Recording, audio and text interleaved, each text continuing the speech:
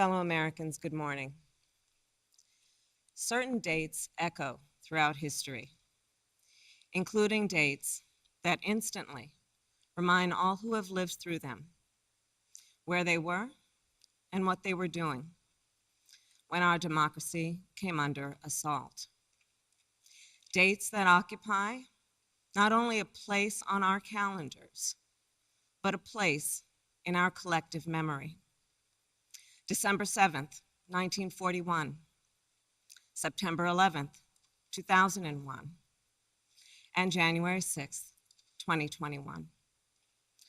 On that day, I was not only Vice President-elect, I was also a United States Senator. And I was here at the Capitol that morning at a classified hearing with fellow members of the Senate Intelligence Committee. Hours later, the gates of the Capitol were breached. I had left, but my thoughts immediately turned not only to my colleagues, but to my staff, who had been forced to seek refuge in our office, converting filing cabinets into barricades. What the extremists who roamed these halls targeted was not only the lives of elected leaders. What they sought to degrade and destroy was not only a building, hallowed as it is. What they were assaulting were the institutions, the values, the ideals that generations of Americans have marched, picketed, and shed blood to establish and defend.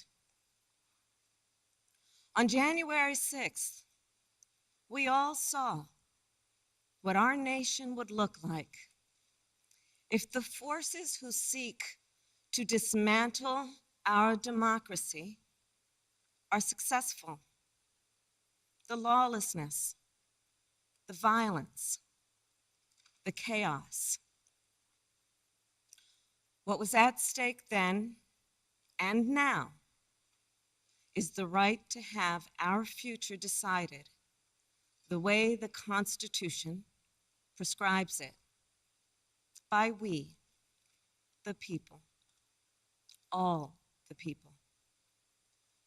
We cannot let our future be decided by those bent on silencing our voices, overturning our votes, and peddling lies and misinformation, by some radical faction that may be newly resurgent, but whose roots run old and deep.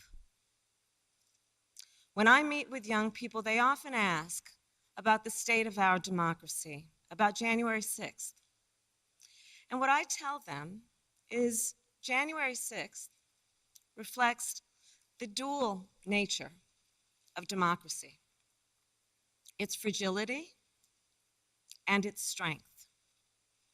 You see, the strength of democracy is the rule of law. The strength of democracy is the principle that everyone should be treated equally, that elections should be free and fair, that corruption should be given no quarter. The strength of democracy is that it empowers the people. And the fragility of democracy is this, that if we are not vigilant, if we do not defend it, democracy simply will not stand. It will falter and fail. The violent assault that took place here, the very fact of how close we came to an election overturned, that reflects the fragility of democracy.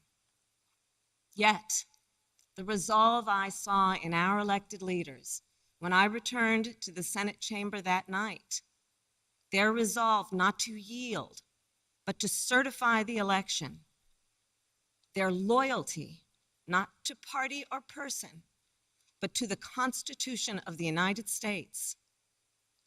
That reflects its strength. And so, of course, does the heroism of the Capitol Police, the DC Metropolitan Police Department, the National Guard, and other law enforcement officers who answered the call that day, including those who later succumbed to wounds, both visible and invisible. Our thoughts are with all of the families who have lost a loved one. You know, I wonder, how will January 6th come to be remembered in the years ahead? Will it be remembered as a moment that accelerated the unraveling of the oldest, greatest democracy in the world? Or a moment when we decided to secure and strengthen our democracy for generations to come? The American spirit is being tested. The answer to whether we will meet that test resides where it always has resided in our country, with you, the people. And the work ahead will not be easy. Here in this very building, a decision will be made about whether we uphold the right to vote and ensure free and fair elections. Let's be clear, we must pass the voting rights bills that are now before the Senate. And the American people must also do something more. We cannot sit on the sidelines.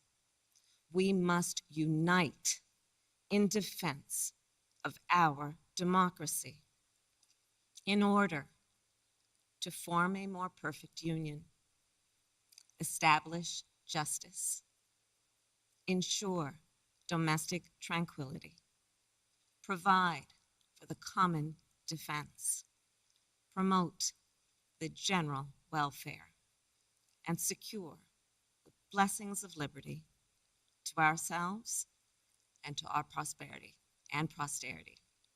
That is the preamble of the Constitution that President Biden and I swore an oath to uphold and defend.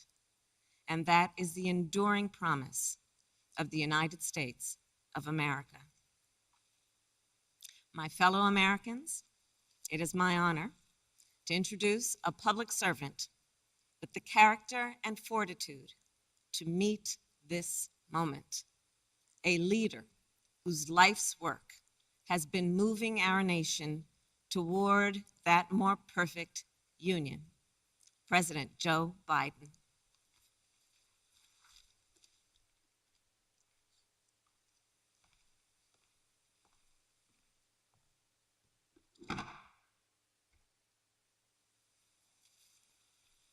Madam Vice President, my fellow Americans, to state the obvious, 1 year ago today, in this sacred place, democracy was attacked, simply attacked. The will of the people was under assault. The Constitution, our Constitution, faced the gravest of threats. Outnumbered in the face of a brutal attack, the Capitol Police, the DC Metropolitan Police Department, the National Guard, and other brave law enforcement officials saved the rule of law. Our democracy held. We, the people, endured. We, the people, prevailed. For the first time in our history, a president had not just lost an election, he tried to prevent the peaceful transfer of power as a violent mob breached the Capitol. But they failed. They failed. And on this day of remembrance, we must make sure that such attack never happens again. I'm speaking to you today from Statuary Hall in the United States Capitol. This is where the House of Representatives met for 50 years in the decades leading up to the Civil War. This is on this floor. It's where young Congressman of Illinois, Abraham Lincoln, sat at desk 191. Above him, above us, over that door leading into the rotunda, is a sculpture depicting Cleo, the muse of history. In her hands, an open book in which she records the events taking place in this chamber below. Cleo stood watch over this hall 1 year ago today, as she has for more than 200 years. She recorded what took place, the real history, the real facts, the real truth, the facts and the truth that Vice President Harris just shared, and that you and I and the whole world saw with our own eyes. The Bible tells us that we shall know the truth, and the truth shall make us free. We shall know the truth.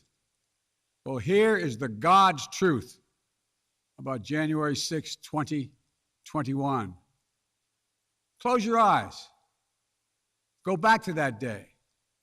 What do you see?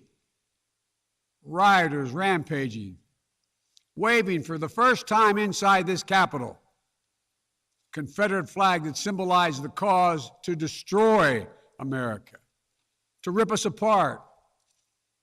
Even during the Civil War, that never, ever happened. But it happened here in 2021. What else do you see? A mob breaking windows, kicking in doors, breaching the Capitol. American flags on poles being used as weapons, as spears. Fire extinguishers being thrown at the heads of police officers. A crowd that professes their love for law enforcement assaulted those police officers, dragged them, sprayed them, stomped on them. Over 140 police officers were injured. We all heard the police officers who were there that day testify to what happened. One officer called it, quote, a medieval battle, and that he was more afraid that day than he was fighting the war in Iraq. They've repeatedly asked since that day, how dare anyone diminish, belittle, or deny the hell they were put through? We saw with our own eyes. Rioters menaced these halls, threatening the life of the Speaker of the House, literally erecting gallows to hang the Vice President of the United States of America. But what did we not see? We didn't see a former president who had just rallied the mob to attack, sitting in the private dining room off the Oval Office in the White House, watching it all on television and doing nothing for hours as police were assaulted, lives at risk, the nation's capital under siege. This wasn't a group of tourists. This was an armed insurrection. They weren't looking to uphold the will of the people. They were looking to deny the will of the people.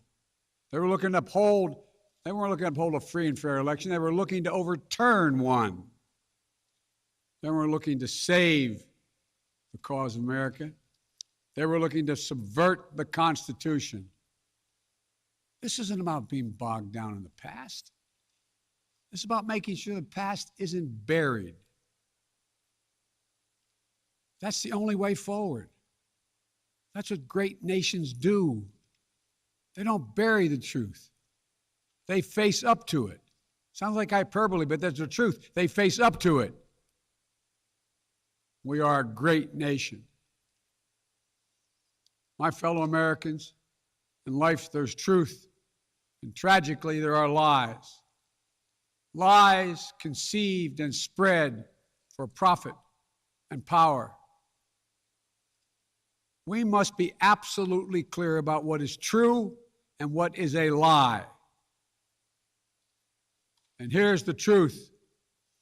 The former President of the United States of America has created and spread a web of lies about the 2020 election. He's done so because he values power over principle, because he sees his own interest is more important than his country's interest, than America's interest. And because his bruised ego matters more to him than our democracy or our Constitution, he can't accept he lost, even though that's what 93 United States senators, his own attorney general, his own vice president, governors and state officials in every battleground state have all said he lost. That's what 81 million of you did as you voted for a new way forward. He has done what no president in American history, the history of this country, has ever done. He refused to accept the results of an election and the will of the American people. While some courageous men and women in the Republican Party are standing against it, trying to uphold the principle of that party, too many others are transforming that party into something else. They seem no longer to want to be the party of Lincoln, Eisenhower, Reagan, the Bushes. But whatever my other disagreements are with Republicans who support the rule of law and not the rule of a single man, I will always seek to work together with them to find shared solutions where it's possible. Because if we have a shared belief in democracy, then anything is possible. Anything. And so at this moment, we must decide, what kind of nation are we going to be? Are we going to be a nation that accepts political violence as a norm? Are we going to be a nation where we allow partisan election officials to overturn the legally expressed will of the people? Are we going to be a nation that lives not by the light of the truth, but in the shadow of lies? We cannot allow ourselves to be that kind of nation. The way forward is to recognize the truth and to live by it. The big lie being told by the former president and many Republicans who fear his wrath is that the insurrection in this country actually took place on Election Day, November 3rd, 2020. Think about that. Is that what you thought? Is that what you thought when you voted that day? Taking part in an insurrection? Is that what you thought you were doing? Or did you think you were carrying out your highest duty as a citizen and voting? The former president's supporters are trying to rewrite history. They want you to see Election Day as the day of insurrection. And the riot that took place here on January 6th as a true expression of the will of the people. Can you think of a more twisted way to look at this country, to look at America? I cannot. Here's the truth. The election of 2020 was the greatest demonstration of democracy in the history of this country. More of you voted in that election than have ever voted in all of American history. Over 150 million Americans went to the polls and voted that day. In a pandemic, some at great risk to their lives. They should be applauded, not attacked. Right now, in state after state, new laws are being written, not to protect the vote, but to deny it. Not only to suppress the vote, but to subvert it. Not to strengthen and protect our democracy, but because the former president lost, instead of looking at the election results from 2020 and saying they need new ideas or better ideas to win more votes, the former president and his supporters have decided the only way for them to win is to suppress your vote and subvert our elections. It's wrong. It's undemocratic. And frankly, it's un-American. The second big lie being told by the former president and his supporters is that the results of the election of 2020 can't be trusted. The truth is that no election in American history has been more closely scrutinized or more carefully counted. Every legal challenge questioning the results in every court in this country that could have been made was made and was rejected, often rejected by Republican-appointed judges, including judges appointed by the former president himself, from state courts to the United States Supreme Court. Recounts were undertaken in state after state. Georgia counted its results 3 times, with 1 recount by hand. Phony partisan audits were undertaken long after the election in several states. None changed the results. And in some of them, the irony is the margin of victory actually grew slightly. So let's speak plainly about what happened in 2020. Even before the first ballot was cast, the former president was preemptively sowing doubt about the election results. He built his lie over months. It wasn't based on any facts. He was just looking for an excuse, a pretext, to cover for the truth. He's not just a former president. He's a defeated former president. Defeated by a margin of over 7 million of your votes in a full and free and fair election. There is simply zero proof the election results were inaccurate. In fact, in every venue where evidence had to be produced, an oath to tell the truth had to be taken, the former president failed to make his case. Just think about this. The former president and his supporters have never been able to explain how they accept as accurate the other election results that took place on November 3rd. The elections for governor, United States Senate, House of Representatives. Elections which they closed the gap in the House. They challenged none of that. The president's name was first. Then we went down the line. Governors, senators, House of Representatives. Somehow those results are accurate on the same ballot. But the presidential race was flawed. And on the same ballot, the same day, cast by the same voters.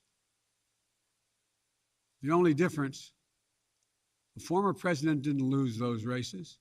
He just lost the one that was his own. Finally, the third big lie being told by a former president and his supporters is that the mob who sought to impose their will through violence are the nation's true patriots.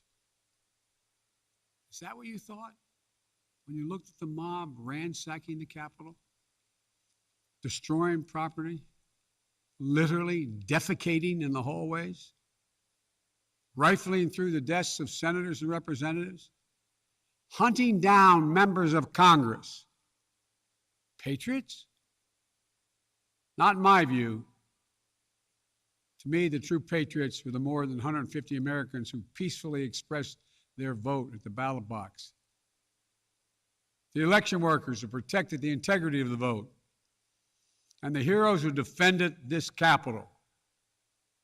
You can't love your country only when you win.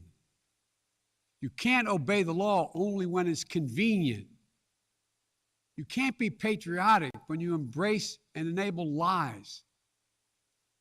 Those who stormed this Capitol, and those who instigated and incited, and those who called on them to do so, held a dagger at the throat of America, at American democracy. They didn't come here out of patriotism or principle.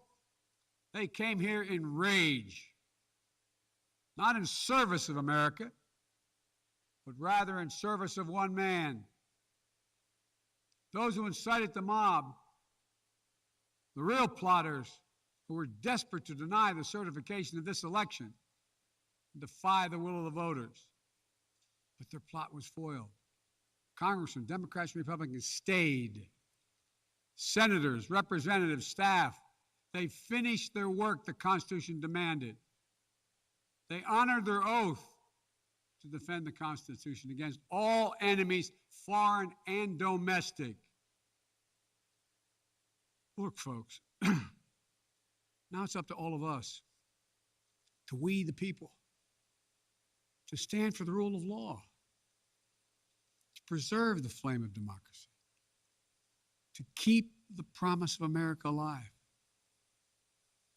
That promise is at risk, targeted by the forces that value brute strength over the sanctity of democracy, fear over hope, personal gain over public good. Make no mistake about it, we're living at an inflection point in history, both at home and abroad. We're engaged anew in a struggle between democracy and autocracy, between the aspirations of the many and the greed of the few, between the people's right of self-determination and the self-seeking autocrat. From China to Russia and beyond, they're betting that democracy's days are numbered. They've actually told me democracy is too slow, too bogged down by division to succeed in today's rapidly changing, complicated world.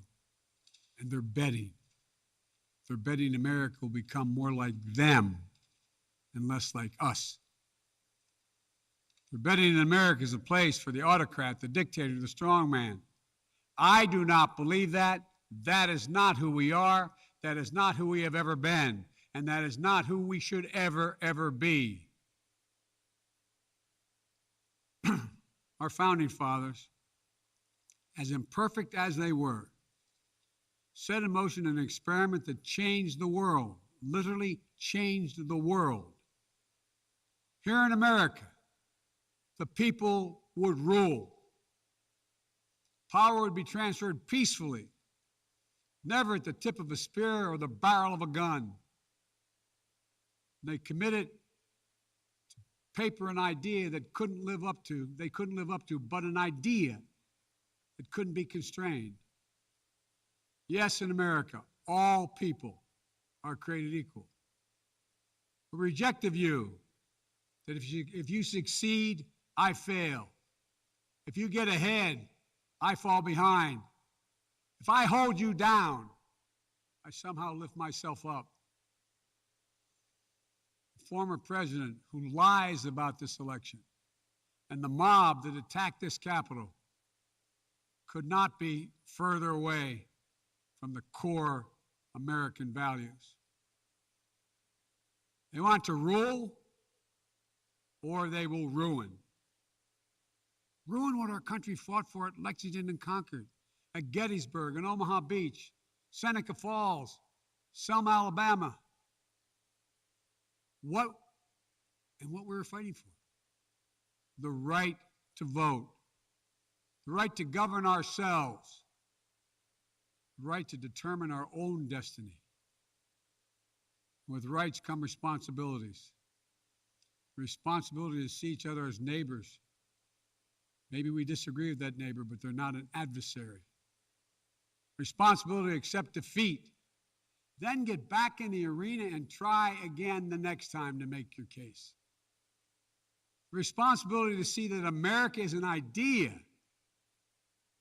An idea requires vigilant stewardship.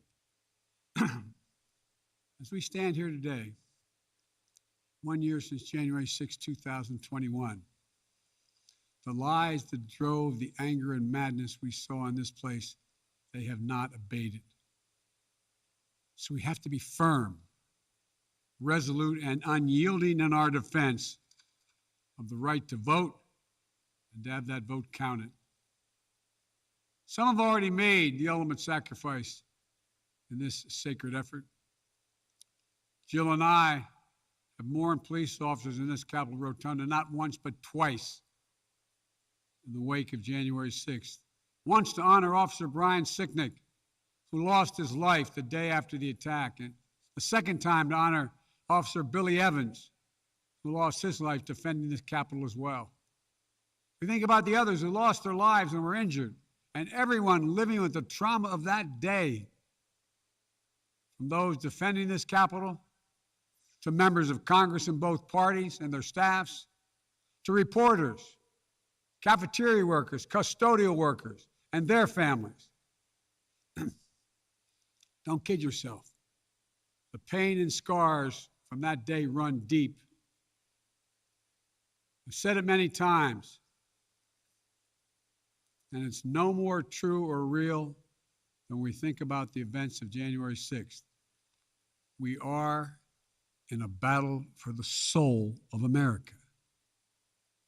A battle that by the grace of God and the goodness and gracious and greatness of this nation, we will win.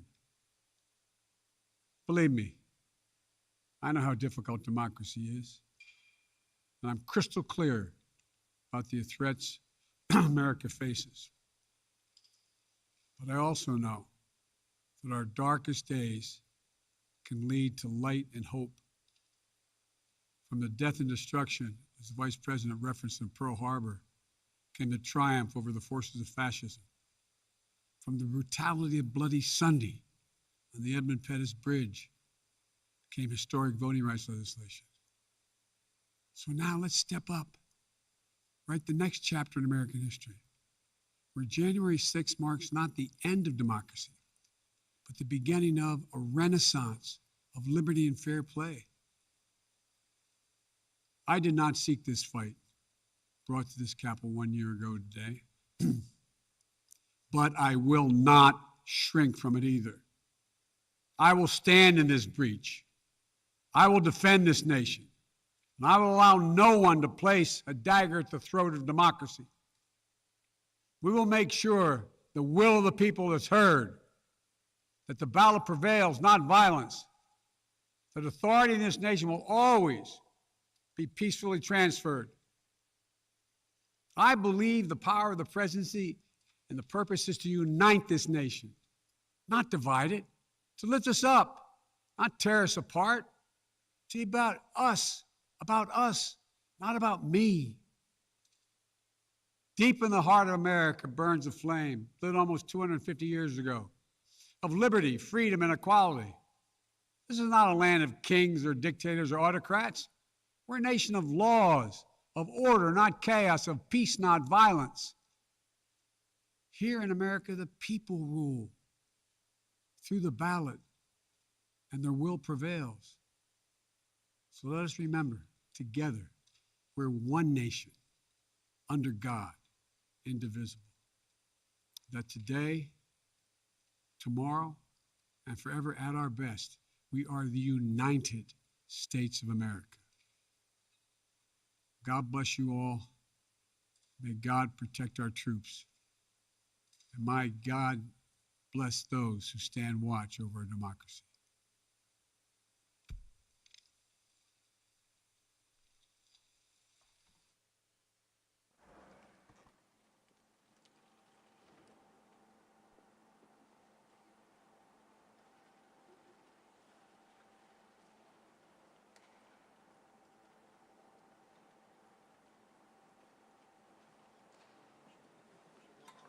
All right, pull.